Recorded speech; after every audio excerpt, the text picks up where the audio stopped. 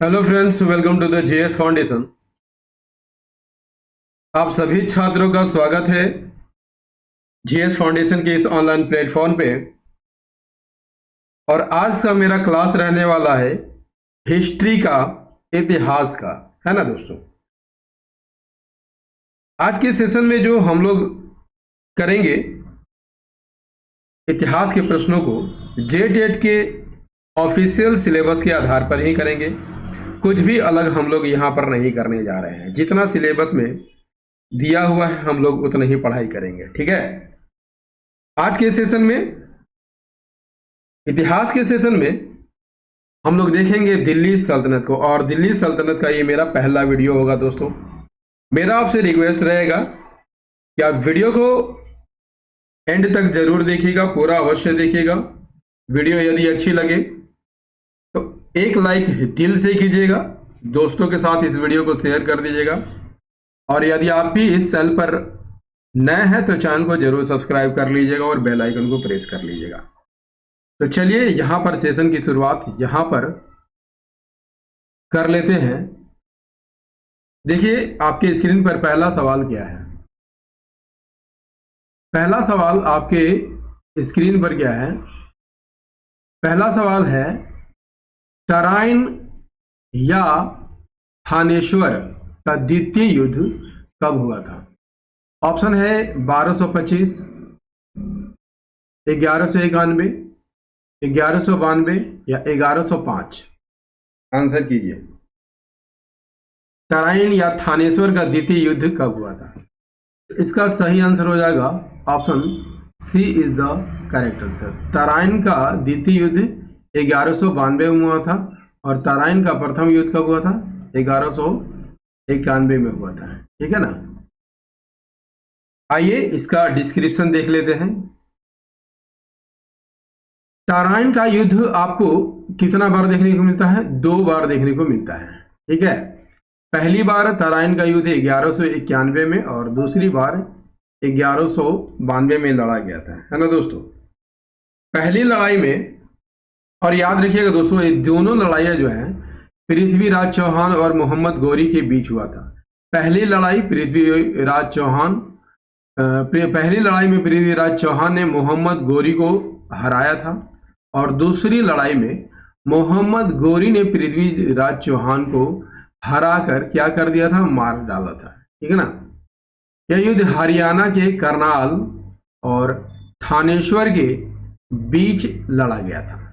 देखिए ये फैक्ट काफी इंपॉर्टेंट है। आप एक कलम कॉपी लीजिएगा और इन सारे को अगर नोट कर लीजिएगा तो परीक्षा में कहीं दिक्कत नहीं होने वाला है, ठीक है ना दोस्तों। चलिए देखते हैं अगला सवाल क्या कहता है। अगला सवाल है कुतुब मीनार का नाम किस सूफी संत के नाम पर रखा गया है। निजामुद्दीन औलिया, मोइनुद्दीन चिश्ती, कुतुबुद्दीन बख्तियार काकी या सलीम चिश्ती। कुतुब मीनार का नाम किस सूफी संत के नाम पर रखा गया था। इसका सही आंसर हो जाएगा ऑप्शन सी, कुतुबुद्दीन बख्तियार काकी के नाम पर कुतुब मीनार का नाम रखा गया था। डिस्क्रिप्शन क्या है। दिल्ली में मौजूद कुतुब मीनार का, है ना, निर्माण किसने कराया था। गुलाम वंश के शासक कुतुबुद्दीन ऐबक ने कराया था, ठीक है। इसने कुतुबुद्दीन ऐबक ने कुतुब मीनार का निर्माण कार्य शुरू किया था, ठीक है। और कब किया था, 1192 ईस्वी में किया था।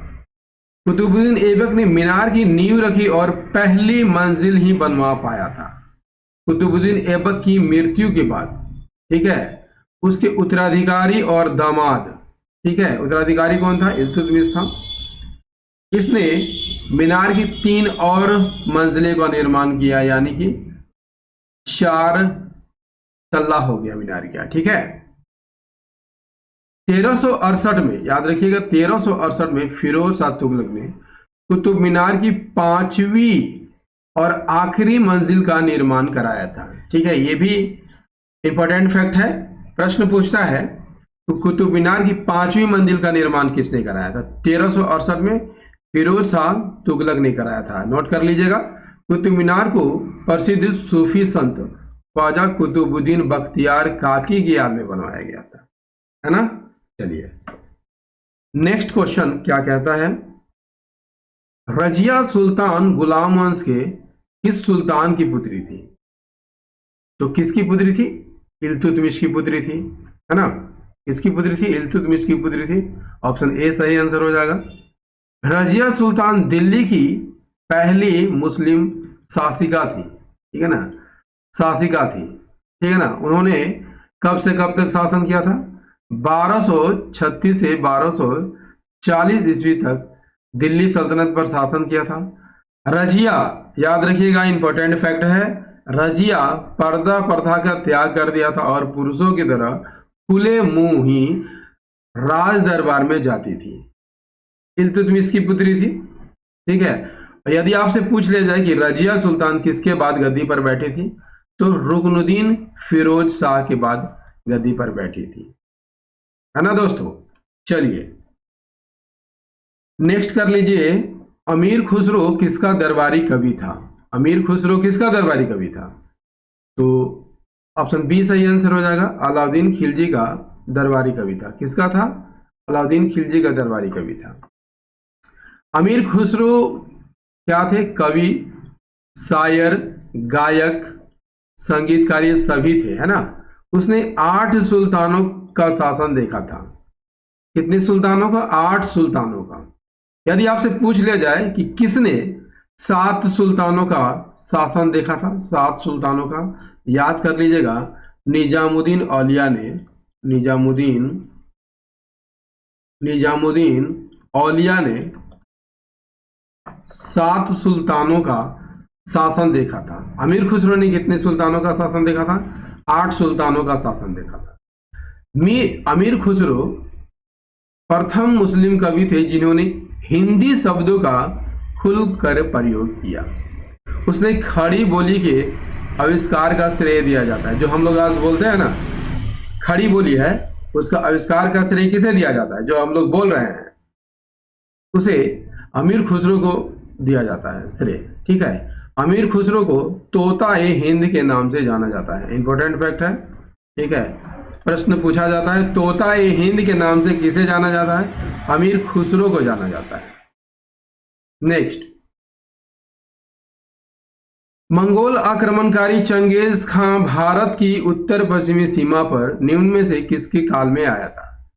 इसका सही आंसर हो जाएगा ऑप्शन बी, इल्तुतमिश के शासनकाल में आया था। किसके शासनकाल में आया था? तो इल्तुतमिश के शासनकाल में आया था। चंगेज खां, यदि आपसे पूछ लिया जाए कौन था?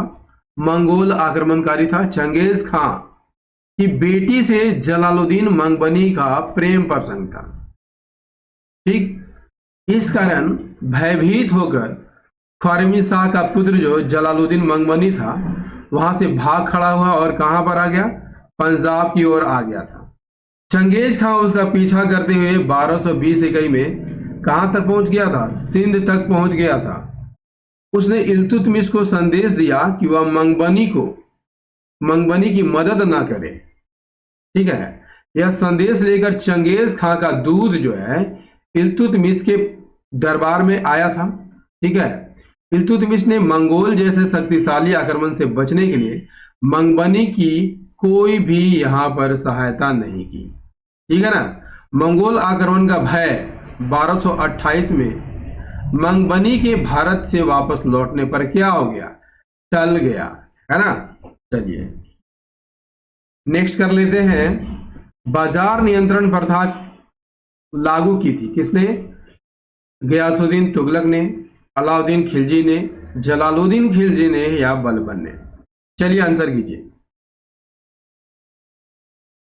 बाजार नियंत्रण प्रथा लागू की थी किसने? सही आंसर हो जाएगा अलाउद्दीन खिलजी ने, ठीक है। बाजार नियंत्रण प्रणाली की शुरुआत दिल्ली के सुल्तान अलाउद्दीन खिलजी ने की थी, है ना। अलाउद्दीन खिलजी ने बाजार नियंत्रण और मूल्य नियंत्रण की नीति अपनाई थी और दैनिक सभी वस्तुओं की सूची तैयार करवाई और उनके मूल्य जो है स्थिर कर दिए। उन्होंने अलग अलग वस्तुओं की बिक्री के लिए अलग अलग बाजार बनाए, जैसे कि मंडी और सराय अदल। ठीक है ना। बाजार नियंत्रण व्यवस्था को सुचारू रूप से चलाने के लिए किस संगठन का निर्माण किया था? दीवाने रियासत का निर्माण किया था। ठीक है। और उन्हें खरीद फरोख्त पर नियंत्रण के रखने के लिए गुप्तचरों की नियुक्ति भी की थी। नेक्स्ट है मलिक काफूर कौन था? शाहजहां का दरबारी कवि, औरंगजेब द्वारा नियुक्त बिहार का गवर्नर, अलाउद्दीन खिलजी का दक्षिण विजय का सेनापति, शिवाजी के विरुद्ध औरंगजेब का सेनापति। तो मलिक काफूर कौन था दोस्तों? अलाउद्दीन खिलजी का सेनापति था, जो दक्षिण विजय किया था। ठीक है। तो वह दक्षिण विजय का सेनापति था। मलिक काफूर हिंदू जाति का एक हिजड़ा था। उसे नुसरत खान ने 1000 दिनार में खरीदा था। इस कारण उसका नाम जो है 1000 दिनारी भी कहा जाता है।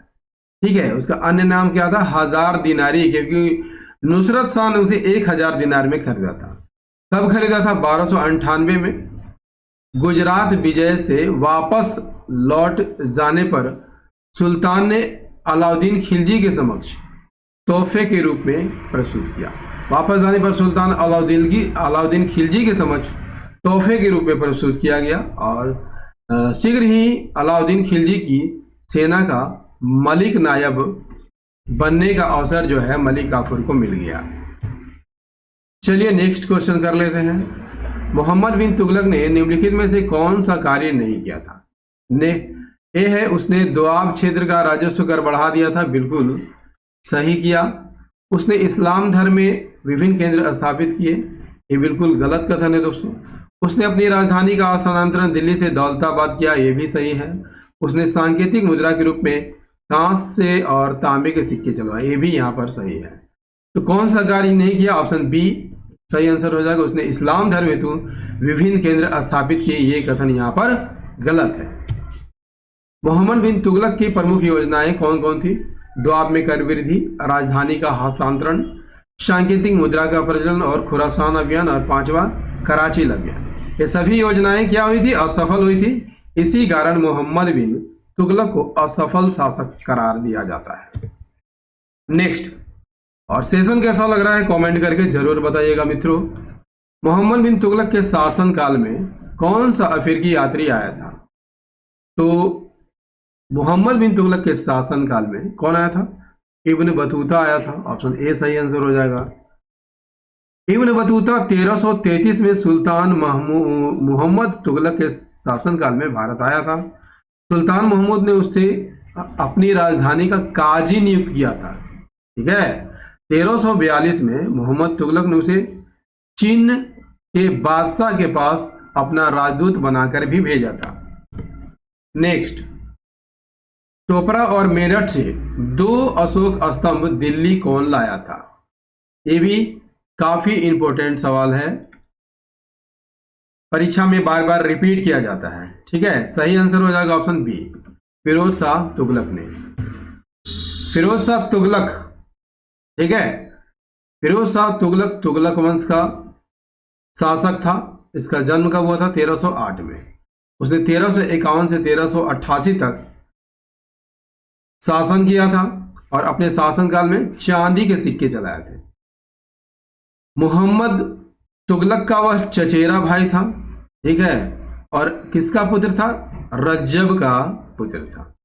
मोहम्मद बिन तुगलक की मृत्यु के बाद 13 मार्च 1351 को फिरोज शाह तुगलक का राज्याभिषेक थट्टा के निकट हुआ था। यह भी इंपॉर्टेंट फैक्ट है। और लेकिन फिरोज का राज्याभिषेक पुनः दिल्ली में, ठीक है, पुनः जो है दिल्ली में हुआ था। कब हुआ था? अगस्त 1351 में।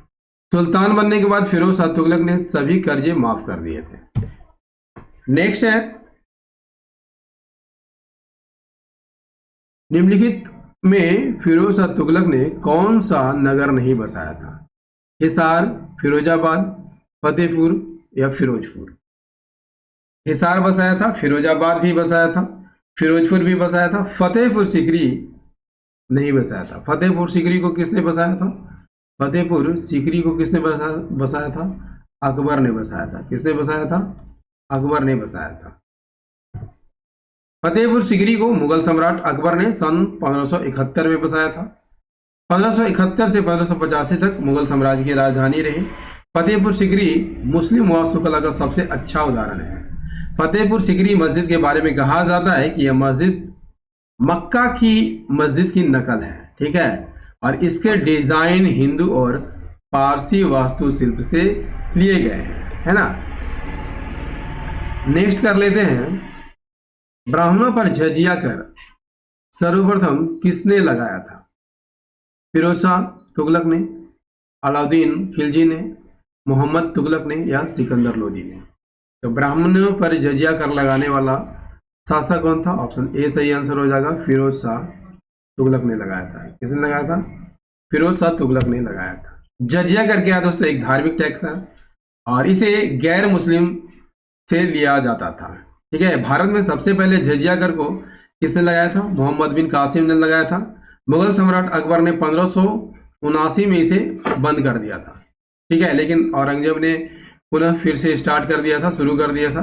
जजिया कर लगाने वाला दिल्ली सल्तनत का सुल्तान फिरोज शाह तुगलक था। इन्होंने ब्राह्मणों पर भी, ठीक है, ब्राह्मणों पर भी जजिया कर यहाँ पर लगा दिया था। नेक्स्ट है, तैमूर लंग ने भारत पर आक्रमण वर्ष 1398 में किया था। निम्न में से उसका उद्देश्य क्या नहीं था? भारत में शासन की स्थापना करना ही उसका उद्देश्य नहीं। Option A is the correct answer. Bharat में शासन की स्थापना करना तैमूर लंग का उद्देश्य नहीं था। उद्देश्य क्या था? संपत्ति लूटना और दिल्ली में कत्लेआम करना इसका उद्देश्य था। तैमूर लंग कब आक्रमण किया था? 1398 में, है ना। तैमूर लंग लगभग 15 दिनों तक दिल्ली में रहा और उसने यहाँ की सारी दौलत लूट ली थी। 1399 में भारत छोड़ दिया और खिजर खां को लाहौर, मुल्तान और दीपालपुर का गवर्नर नियुक्त कर दिया। नेक्स्ट है, देखो दोस्तों सभी प्रश्न इंपॉर्टेंट है ना। आगरा नगर की स्थापना किसने की और उसे अपनी द्वितीय राजधानी बनाया था? किसने? सिकंदर लोदी ने। कब किया था? 1504 ईस्वी में। सिकंदर लोदी के बचपन का नाम यदि आपसे पूछ लिया जाए, क्या था? निजाम खां था और लोदी वंश का दूसरा शासक था, है ना। 1504 में, ठीक है, उसने आगरा शहर की स्थापना की थी। उसके आदेश पर संस्कृत के एक आयुर्वेद ग्रंथ का फारसी में अनुवाद किया गया। किस नाम से? फहरंगे सिकंदरी के नाम से किया गया था। उसने मुसलमान स्त्रियों को पीरों और संतों के मजार पर जाने पर प्रतिबंध लगा दिया और मुसलमानों को ताजिया निकालने पर भी प्रतिबंध लगा दिया, ठीक है। ये सभी फैक्ट आप एक कलम कॉपी लीजिएगा और नोट कर लीजिएगा। चलिए अगले सवाल का आंसर कीजिए। भारत में द्वितीय अफगान साम्राज्य के संस्थापक कौन थे? भारत में द्वितीय अफगान साम्राज्य के संस्थापक कौन थे? तो इसका सही आंसर हो जाएगा शेरशाह सूरी थे। शेरशाह सूरी का जन्म कब हुआ था? 1486 में। कहाँ हुआ था? बजवाड़ा होशियारपुर में हुआ था। कहाँ हुआ था? होशियारपुर में हुआ था, ठीक है। और मृत्यु कब हुई थी? 22 मई 1545 को। इसने हुमायूं को बिलग्राम, जो कि 1540 में हुआ था, बिलग्राम का युद्ध में हराकर उत्तर भारत में सूरी साम्राज्य की स्थापना की थी। शेरशाह सूरी ने पहली बार, ठीक है, बाबर के लिए एक सैनिक के रूप में काम किया था। 1539 ईस्वी में उसने चौसा की लड़ाई में हुमायूं को पराजित किया था और 1540 में शेरशाह ने हुमायूं को फिर से हराकर भारत छोड़ने पर मजबूर कर दिया था, ठीक है। शेर खान की उपाधि लेकर संपूर्ण उत्तर भारत पर अपने साम्राज्य का विस्तार किया। शेरशाह ने 1545 ईस्वी में कालिंजर की घेराबंदी के दौरान तोप के गोले से घायल हो गया और मारा गया। दोस्तों इतिहास के दिल्ली सल्तनत का ये मेरा पहला वीडियो था। कैसा लगा कमेंट करके जरूर बता दीजिएगा। यदि सेशन पसंद आया हो तो एक लाइक अवश्य कीजिएगा, अपने दोस्तों के साथ शेयर कीजिएगा और यदि आप भी इस चैनल पर नए हैं, चैनल को जरूर सब्सक्राइब कर लीजिएगा और बेल आइकन को प्रेस करना मत भूलिएगा। याद रखिएगा, मेरी वीडियो अब डेली 12 बजे दिन को आएगी, रोज देखना मत भूलिएगा। मिलते हैं अगले सेशन में, तब तक के लिए जय हिंद, धन्यवाद।